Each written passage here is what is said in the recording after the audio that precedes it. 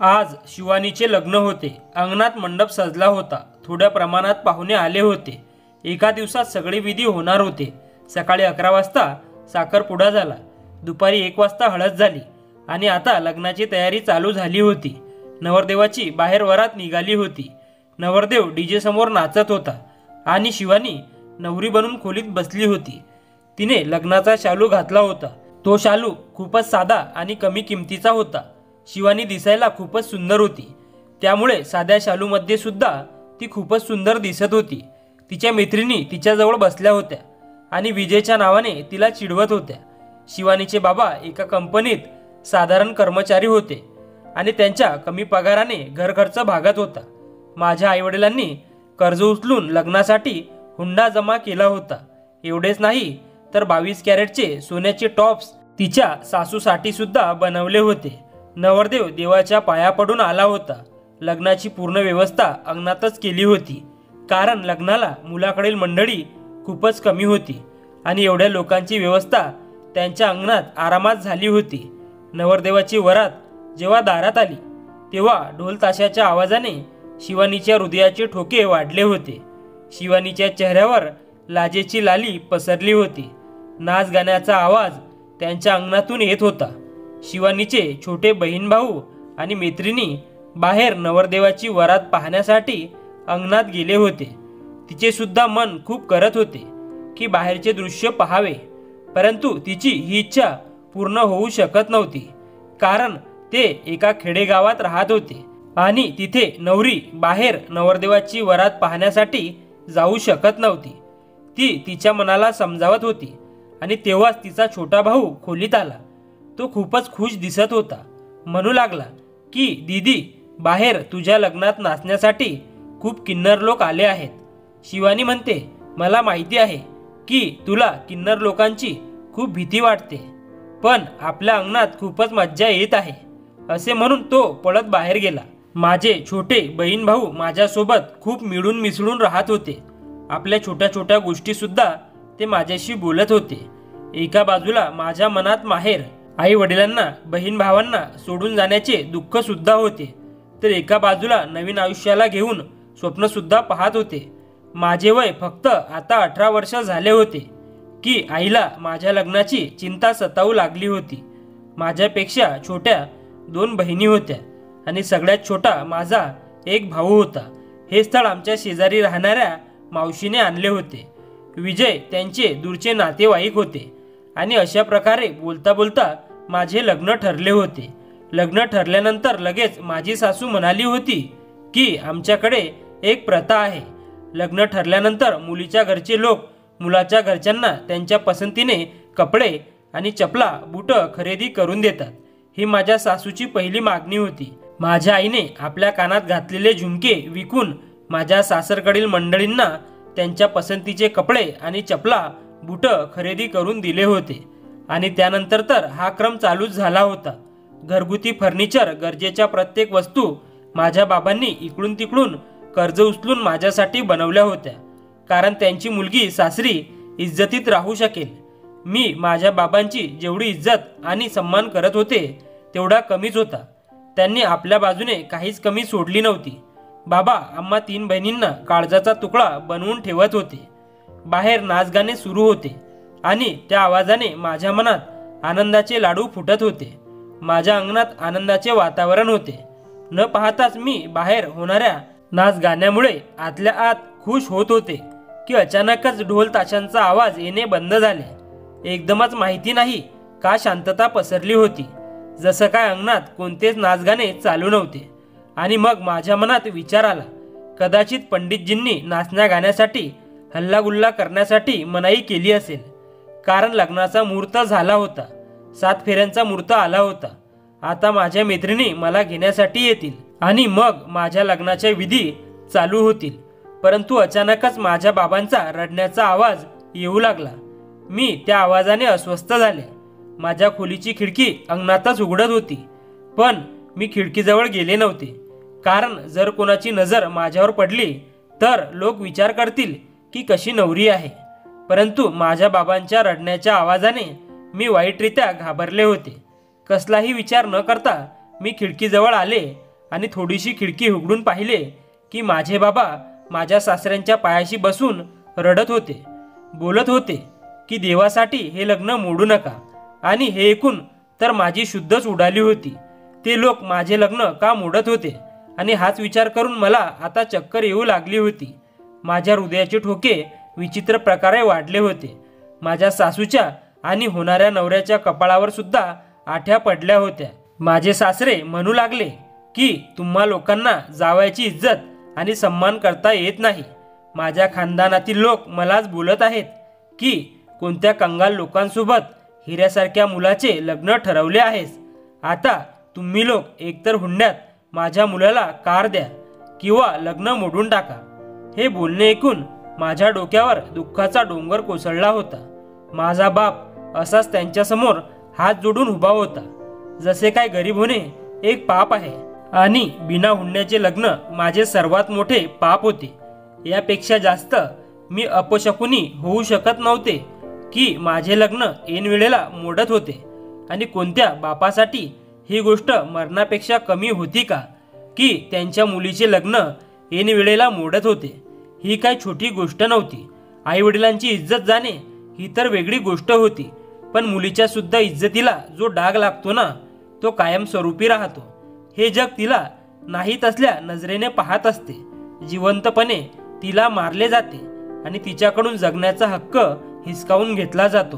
तिचं पुन्हा लग्न होणे हे अशक्य असते.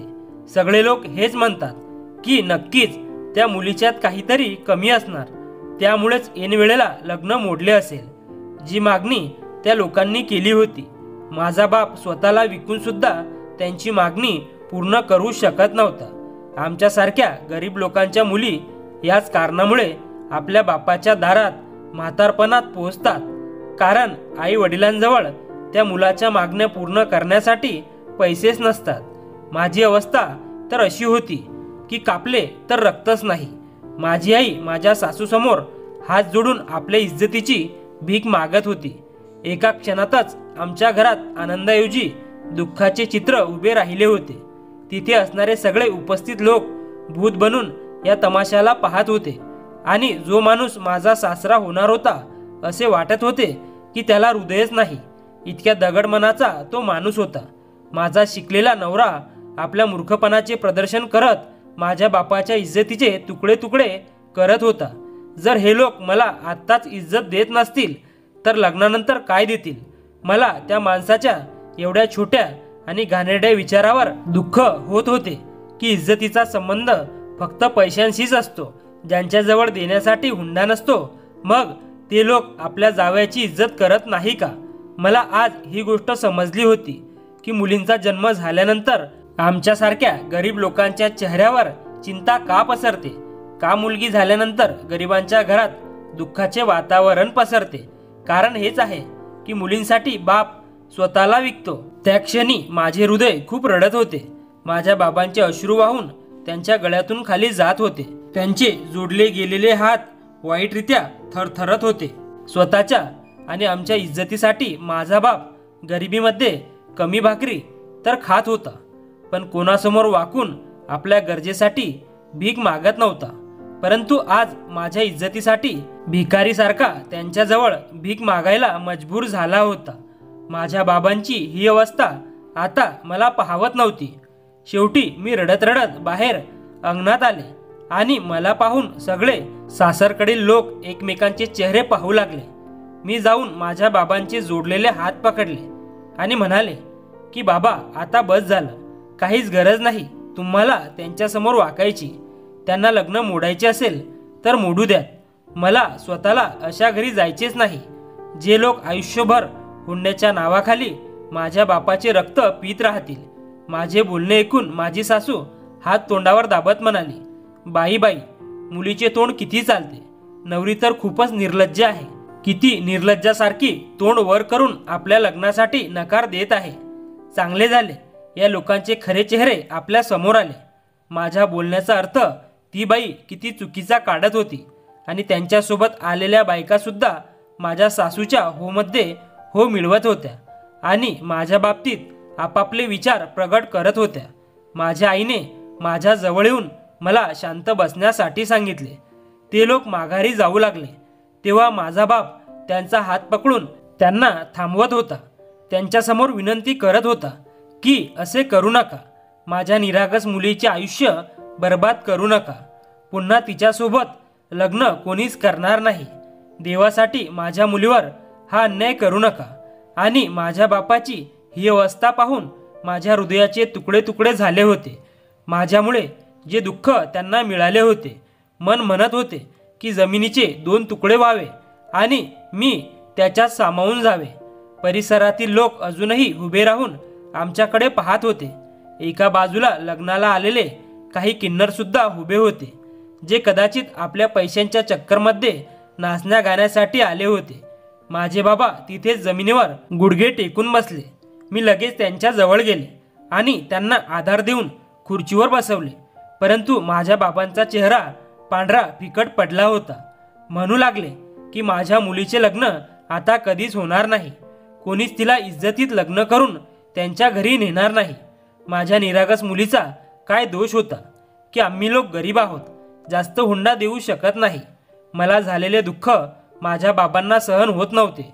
परंतु मी माझ्या बाबांना दिलासा देत होते की बाबा, तुम्ही माझी काळजी करू नका. उलट तुम्हाला तर खुश व्हायला हवे की अशा लालची लोकांपासून तुमची मुलगी वाचली. माझ्या बाबांचे हात आणि पूर्ण शरीर थरथर कापत होते. त्यांच्या डोळ्यातून अश्रू लगातार वाहत होते. माझी आई, बहिणी आणि भाऊसुद्धा रडत होते. हे दुःख माझ्या बापाला सहनच होत नव्हते की आमच्या दरवाजासमोर आचारी आला आणि म्हणू लागला की जेवण तयार झाले आहे. वराडी मंडळींना कधी जेवायला घालायचे आहे, कारण आम्ही गरम गरम जेवण करून. बोलता बोलता असे वातावरण पाहून तो आचारी सुद्धा शांत बसला. माझे बाबा थरथरत उभे राहिले आणि परिसरातील लोकांना आणि नातेवाईकांना हात जोडून म्हणू लागले की तुमच्या मनात थोडी तरी माणुसकी असेल तर देवासाठी माझ्या मुलीसोबत कोणीतरी लग्न करा आणि तिला आपल्या घरी इज्जतीत घेऊन जा. तुम्ही लोकांनी स्वतःच्या डोळ्यांनी पाहिले आहे की माझी मुलगी निर्दोष आहे. तिची काहीच चुकी नाही. चुकी फक्त माझीच आहे की मी गरीब आहे आणि जास्त हुंडा देऊ शकत नाही. माझे बाबा प्रत्येकाला हात जोडून विनंती करत होते की कोणीतरी असा माणूस पुढे यावा आणि माझ्यासोबत लग्न करावे. परंतु एवढ्या गर्दीत असा कोणताच माणूस नव्हता जो पुढे येऊन माझ्यासोबत लग्न करेल. सगळे शांत होते. सगळे परिसरातील लोक आणि नातेवाईक तोंड फिरवून आपापल्या घरी जाऊ लागले होते की तेव्हाच एक किन्नर माझ्या बाबांसमोर येऊन उभा राहिला. म्हणाला की अंकल, तुम्ही तुमच्या मुलीचे लग्न माझ्यासोबत करून द्या. मी तर अजूनही माझे लग्न मोडले म्हणून दुःखात होते. तरच एका किन्नरच्या तोंडून ही गोष्ट ऐकून माझ्यातली राहिलेली हिंमत सुद्धा तुटून गेली.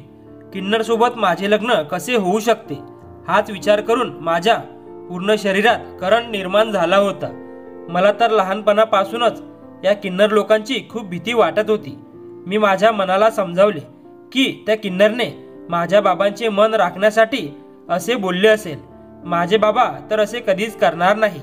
मी हाच विचार करत होते की माझे बाबा त्या किन्नरला खूपच निरखून पाहत होते. आणि मग समोरच्या पंडितला म्हणाले की पंडितजी, माझ्या मुलीच्या लग्नाचे मंत्र म्हणायला सुरुवात करा. बाबांचे बोलणे ऐकून तर माझ्या पायाखालची जमीनच सरकली होती. बाबा, असे मी मान्य करते की त्यांच्यावरती जो दुःखांचा डोंगर कोसळला आहे तो खूप मोठा होता, परंतु माझ्यावरती सुद्धा दुःखच ना. अजून तर मी तो सहन करू शकत नव्हते की बाबांच्या बोलण्याने माझ्यावर अजून एक दुःखाचा डोंगर कोसळला होता. मी माझ्या बाबांचे हात पकडून म्हणाले की बाबा, तुम्ही हे काय बोलत आहात? तुम्ही हे काय करत आहात? मी असं कसं कोणत्या किन्नर सोबत लग्न करू शकते? मला तर विचार करूनच भीती वाटत आहे की या किन्नर सोबत मी माझे पूर्ण आयुष्य कसे काढेल. मला तर या लोकांची पहिल्यापासूनच भीती वाटते. मला आठवू लागले की जेव्हा माझ्या भावाचा जन्म झाला होता तेव्हा बाबांनी घरी खूप सारे किन्नर बोलवले होते आणि मी एका खोलीत दरवाजा बंद करून भीतीने थरथर कापत होते. बाबा म्हणू लागले, शिवानी, आता आपली इज्जत तुझ्या हातात आहे. तुझ्या 2 छोट्या बहिणी आहेत. जर आज तू लग्न करून तुझ्या घरी गेली नाहीस तर तुझ्या बहिणींच्या लग्नात सुद्धा खूप अडचणी येतील. पण मी असे कसे करू शकत होते. मी बाबांना म्हणाले की पण बाबा, असे कधीच झाले नाही. मी कसे काय एका किन्नरसोबत लग्न करू? माझ्या छोट्या बहिणींना वाचवण्यासाठी तुम्ही माझी कुर्बानी कशी काय देऊ शकता बाबा? तेव्हा बाबा म्हणाले की माझी इज्जत ठेव शिवानी, मी तुझ्या पाया पडतो. मी रडत होते. बाबा माझ्यासमोर हात जोडून उभे होते आणि त्यांच्या डोळ्यातून अश्रू वाहत होते. आणि मग हे सगळं पाहून मी अचानकच शांत झाले होते. मी पहिली मुलगी असेल जिचे लग्न एका किन्नर सोबत होत होते आणि मी अशी होते की माझ्या शरीरात कोणतीच हालचाल नव्हती. मी स्तब्ध उभी होते. मी माझ्या बाबांच्या घरातून माझे मेलेले शरीर घेऊन त्यांचा निरोप घेतला होता. टॅक्सीमध्ये मागच्या सीटवर एका किन्नर सोबत बसून मी माझ्या नशिबावर रडत होते. त्या किन्नरची मला खूपच भीती वाटत होती. ते 3 किन्नर होते जे माझ्या लग्नात नाचण्या गाण्यासाठी आले होते. मी तर मनापासून माझ्या नवऱ्याला पाहिले सुद्धा नव्हते. टॅक्सी ड्रायव्हर सोबत जो माझा पती होता तो पुढच्या सीटवर बसला होता आणि 2 माझ्यासोबत मागच्या सीटवर बसले होते. पूर्ण रस्ता टॅक्सीमध्ये माझ्या रडण्याचा आवाज घुमत होता. लग्नानंतरच्या पहिल्या रात्रीचे माझ्या नवऱ्यासोबत मी खूप स्वप्न पाहिली होती, पण मला हे माहिती नव्हते की माझी लग्नाची पहिली रात्र एका किन्नरसोबत घालवावी लागेल. आणि याच विचारांनी मी थरथरू लागले होते. भविष्यात होणाऱ्या घटनांची मला आताच खूप भीती वाटू लागली होती. मी लगातार रडतच होते. गाडी एका छोट्या आणि जुन्या परिसरातील एका छोट्याशा घरासमोर थांबली होती. त्या किन्नरने मला गाडीतून उतरण्यासाठी माझी मदत केली होती, जो माझा पती होता. आणि मग तो किन्नर टॅक्सी ड्रायव्हरला पैसे दिल्यानंतर मला घरात घेऊन गेला. परंतु जसे मी त्या घरात पाऊल ठेवले तेव्हा अजून एक वादळ मला पाहायला मिळाले. तिथे अजून 4-5 किन्नर होते जे एकमेकांसोबत अडाण्यासारखे भांडत होते आणि त्यांचे वय खूप कमी असेल. माझे पती ओरडल्यानंतर ते लोक सरळ उभे राहिले होते. मला पाहून आश्चर्याने ते माझ्याकडे पाहू लागले. आमच्यासोबत आलेल्या 2 किन्नरने सांगितले की आपल्या बॉसचे या मुलीसोबत लग्न झाले आहे. तो बॉस नावाचा किन्नर जो माझा पती होता कदाचित तिथला सगळ्यात मोठा होता. बॉसचे लग्न ऐकताच ते जे कमी वयाचे किन्नर होते ते नाचू गाऊ लागले. एकच गोंधळ चालू झाला. मी तर पहिलेच माझ्या दुःखासोबत आत गेले होते की हे सगळं पाहून अजूनच घाबरले. ढोल नाच गाणे असे सुरू झाले की जसं काय त्यांच्या इच्छाच पूर्ण झाल्या असाव्यात. मी दरवाजात उभी राहून माझ्या आयुष्याचा तमाशा पाहत होते की हा विचार सुद्धा एका स्त्रीला जिवंत मारण्यासाठी पुरेसा होता. माझ्या पूर्ण शरीरातून वीज पळाली होती जेव्हा माझा हात त्या किन्नरने पकडला होता, जो माझा पती होता. मी अजूनही त्याला नजर उचलून पाहिले नव्हते, परंतु मला त्याच्याबद्दल विचार करूनच घाण वाटत होती. मला माझ्या त्या हातावर मुंग्या आल्यासारख्या जाणवल्या होत्या. जो हात त्या किन्नरने पकडला होता तो मला समोर असलेल्या एका खोलीत घेऊन गेला आणि म्हणू लागला की तू इथे बस, मी मुलांसाठी जेवण देऊन येतो. हे बोलून तो बाहेर निघून गेला होता. बाहेर एकच गोंधळ चालू झाला होता. ते छोटे किन्नर बोलत होते की बॉस, तुम्ही तर हे बोलून गेला होता की लग्नाला जात आहोत, परत येताना जेवण घेऊन येईल.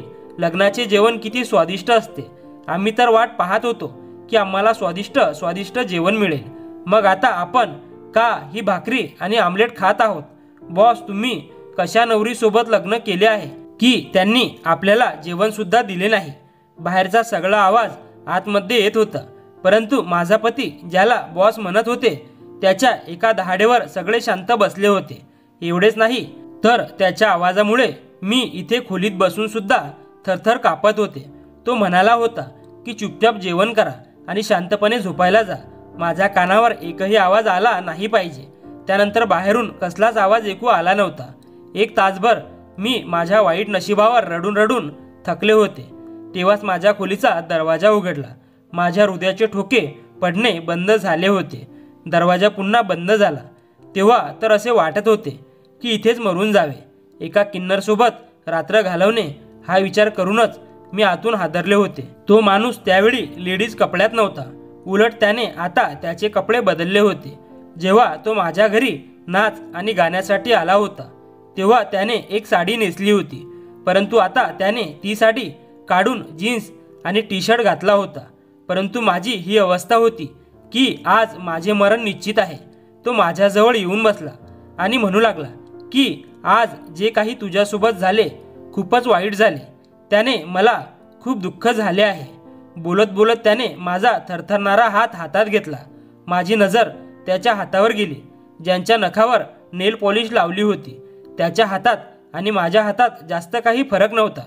त्याचे हात मुलींसारखे सुंदर दिसत होते आणि त्याच्यासोबत रात्र घालवायची या विचाराने माझी अवस्था खराब होऊ लागली होती. एवढेच नाही तर आता माझ्या मनात राग निर्माण होऊ लागला होता. त्याला काय गरज होती पुढे होऊन माझ्यासोबत लग्न करायची? जसे सगळे लोक शांत उभे राहून तमाशा पाहत होते, तसेच यानेही तमाशा पाहून घरी जायचे होते. जर याला माहिती होते की हा एक किन्नर आहे तर मग काय गरज होती एका नॉर्मल मुलीसोबत लग्न करण्याची? हाच विचार करून मी रागाने लालबुंद होऊ लागले होते. माझा श्वास मोठा होऊ लागला होता. असे वाटत होते की माझ्या शरीरातून जीवच निघून चालला आहे आणि मग माहिती नाही कधी माझी शुद्ध हरपली. गोष्टच अशी होती, कोणतीही मुलगी अशा सिच्युएशनमध्ये एकतर मरून तरी जाईल किंवा बेशुद्ध होऊन पडेल आणि मी बेशुद्ध पडले होते. जेव्हा माझे डोळे उघडले तेव्हा मी एकटी बेडवर पडले होते. तो माणूस जमिनीवर अंथरूण टाकून झोपला होता. पहिल्यांदा त्याचा चेहरा मी पाहत होते. चेहऱ्यावरून तर तो पुरुषच दिसत होता, परंतु त्याचे हात आणि पाय स्त्रियांसारखे खूपच सुंदर होते. त्याचा रंगसुद्धा खूप गोरा होता. डोक्यावरचे केससुद्धा पुरुषांसारखेच दिसत होते. मी निरखून त्याचे निरीक्षण करत होते. अजूनही मी लग्नाच्या शालूतच होते. मी खोलीत असणारे कपाट उघडून पाहिले तर तिथे खूप सारे मुलींचे कपडे होते. कारण मी एका किन्नरची पत्नी होते, त्यामुळे मला कपडे सहज मिळणार होते. मी माझे कपडे बदलले आणि वॉशरूममधून बाहेर आले तर तो किन्नर उठला होता. तो माझ्याकडे एकटक पाहत होता. त्याच्या व्याकुळ नजरेने माझ्या शरीरावर काटा उभा राहिला होता. माझ्या या अवस्थेवर मी हैराण झाले होते. तो एक पुरुष नव्हताच, परंतु त्याची एवढी तीक्ष्ण नजर आणि मनात उतरणारी होती. त्याच्या या नजरेला मी अजून पाहू शकले नाही. माझ्या हृदयाचे ठोके वाढू लागले होते. मी लगेच माझी नजर खाली केली. त्याच्या नजरेने तर मला गडबडून ठेवले होते. मी बेडवर येऊन शांतपणे बसले. तो सुद्धा सरळ वॉशरूममध्ये निघून गेला आणि वॉशरूममधून बाहेर येऊन लगेच खोलीच्या बाहेर निघून गेला. थोड्या वेळानंतर माझ्यासाठी दूध घेऊन आला होता. म्हणू लागला की दूध पिऊन घे, रात्रीपासून तू उपाशी आहेस. भूक तर मला खूप लागली होती, पण मी तो ग्लास घेतला नाही. कदाचित माझा भीतीने भरलेला चेहरा पाहून माझी अवस्था तो समजून गेला असेल.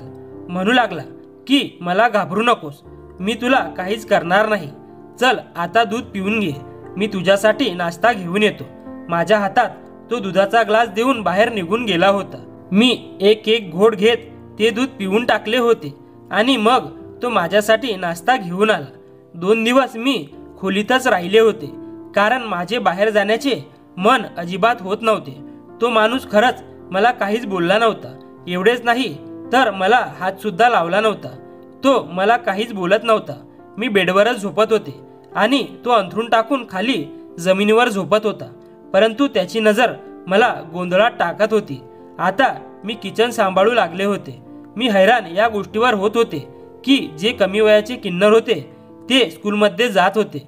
माझे पतीच त्यांना शिकवत होते. तसे तर जेव्हा ते स्कूलवरून परत यायचे तेव्हा त्याच्यातले 1-2 रडतच असायचे. रडत रडत ते माझ्या पतीला म्हणायचे की स्कूलमध्ये सगळी मुलं आम्हाला चिडवतात. आमचे टीचरसुद्धा आम्हाला विचित्र नजरेने पाहतात. तुम्ही का आम्हाला स्कूलला पाठवत आहात? आपल्याला आयुष्यभर नाच गाणं तर करायचे आहे ना, लिहून वाचून काय करणार आहे? परंतु माझे पती म्हणायचे की मला तुम्हाला चांगले शिक्षण देऊन खूप मोठे करायचे आहे. तुम्ही जर आज त्या लोकांचे बोलणे सहन केले तर उद्या तुम्ही नक्कीच काहीतरी बनवून दाखवसाल. मग तेच लोक तुम्हाला सॅल्यूट करतील. मी माझ्या पतीच्या बोलण्याने हैराण झाले होते.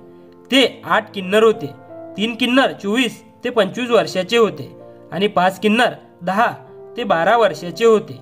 हळूहळू मला समजले की तो माणूस लहानपणापासूनच त्या मुलांना सांभाळत आहे. या 5ही मुलांच्या आईबापाने त्यांना जन्म देताच फेकून दिले होते. माझ्या पतीने त्यांना आधार दिला होता आणि लहानपणापासून त्यांना सांभाळत आला होता. 3 किन्नर जे 24 ते 25 वर्षाचे होते ते नाच गाण्यासाठी बाहेर जात होते. कधी कधी पूर्ण रात्रभर घरी येत नव्हते तर कधी कधी रात्री उशिरा घरी येत होते. आणि जी लहान मुलं होती ते घरीच राहत होती आणि आपल्या आपल्या अभ्यासावर लक्ष देत होती. माझ्या पतीने मला नवीन कपडे सुद्धा आणून दिले होते. तो माझी खूपच काळजी घेत होता. आमच्यामध्ये फक्त नावापुरते नाते होते. मी सुद्धा त्याची सर्व कामं चुपचाप करत होते. परंतु एकदा माझ्यासोबत जे झाले त्यामुळे माझी शुद्धच उडाली होती. रात्री ते मोठे 3 किन्नर नाच गाण्यासाठी गेले होते आणि मुलं आपल्या खोलीत झोपली होती. रात्री अचानक घराचा दरवाजा जोरजोरात वाजू लागला. जेव्हा मी आतमधून विचारले की कोण आहे, तेव्हा बाहेरून आवाज आला, दरवाजा उघडा, आम्ही पोलीस आहोत. हे ऐकून तर मी खूप घाबरले होते. मी दरवाजा उघडला तर 2 मुलं आतमध्ये आली आणि म्हणू लागले की आम्ही याच परिसरात राहतो. जेव्हापासून आम्हाला कळाले आहे की इथल्या बॉसने एका मुलीसोबत लग्न केले आहे, तेव्हा आम्ही लोक खूप हैराण झालो होतो. भले एका किन्नर मुलाने लग्न का केले असेल, तो एक किन्नर आहे, मग तुला खुश कसा ठेवेल. त्यामुळे आम्ही विचार केला की तो तर या लायकीचा नाही, मग आम्हीच तुला खुश करतो. तुझ्या इच्छा आम्ही पूर्ण करतो.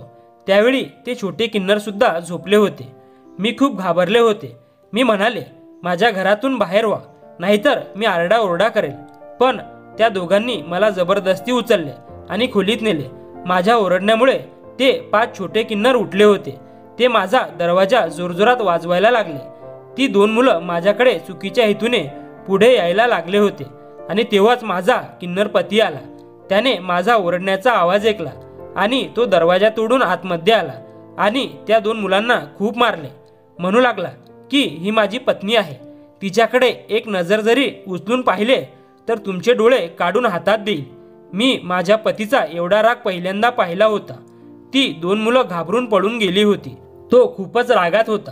पहिल्यांदा माझ्यावर सुद्धा ओरडून म्हणाला की तू दरवाजा का उघडलास. खबरदार, जर मी नसताना दरवाजा उघडला तर. मी आधीपासूनच रडत होते आणि त्याच्या ओरडण्यावर अजून रडायला लागले आणि माझ्या खोलीत निघून गेले. रात्री उशिरा जेव्हा तो खोलीत आला तेव्हा मी नाराज होऊन माझी कूच बदलली होती. जे काही माझ्यासोबत झाले होते त्याच्यात माझा काहीच दोष नव्हता. परंतु हे पाहून मी हैराण झाले की तो खाली अंथरुणावर झोपण्याऐवजी माझ्या जवळ येऊन बसला आणि म्हणाला की आज मी तुला एक सत्य सांगणार आहे. ते हे आहे की मी किन्नर नाही, एक नॉर्मल मुलगा आहे. मी एका अनाथ आश्रममध्ये मोठा झालो होतो, त्यामुळे शिक्षण घेऊ शकलो नाही. परंतु जन्मापासूनच माझे हात आणि पाय मुलींसारखे होते. चेहरा सुद्धा थोडा थोडा मुलींसारखा नाजूक होता. मी खूपच सुंदर दिसायला होतो. गोरा रंग, गुलाबी होठ, मोठे मोठे तांबूस डोळे. प्रत्येकजण बोलायचा की मी मुलगीच आहे. हळूहळू सगळे लोक मला किन्नर समजू लागले होते. मी जेव्हा मोठा झालो तेव्हा लोकांनी मला मुलगा मानण्यास आणि समजण्यास नकार दिला होता. मला कोणीच कामावर ठेवत नव्हते. म्हणायचे की तू एक किन्नर आहेस आणि जाणून बुजून मुलगा होण्याचे नाटक करत आहेस. मग मला हेच ठीक वाटले की किन्नर बनणेच योग्य आहे. आपल्याला आयुष्य असेच काढायचे आणि अशा मुलांना मदत करायची जे खरंच किन्नर आहेत. त्यांना चांगले शिक्षण देऊन त्यांना चांगले देशाचे नागरिक बनवायचे, नाही की नाचणारा गाणारा किन्नर. मी माझे आयुष्य असेच जगत होतो. पण तुझ्या लग्नात तुझ्या बाबांना असे रडताना पाहून मला खूप दुःख झाले होते. मला राहवले नाही, त्यामुळे मी तुझ्यासोबत लग्न केले. पण तुला मी त्या रात्री माझे सत्य सांगणार होतो की त्या अगोदरच तू बेशुद्ध झालीस आणि मग मी विचार केला की तुला थोडा वेळ दिला पाहिजे. मी त्याचे हे बोलणे ऐकून आश्चर्यचकित झाले होते. तो तर खूप मोठा माणूस होता. त्याने बोलता बोलता माझा हात हातात घेतला होता. मला विश्वास बसत नव्हता की जे काही तो बोलत होता ते खरं आहे. नंतर त्याने मला एक प्रेमळ मिठी मारली आणि मी नकार सुद्धा देऊ शकले नाही.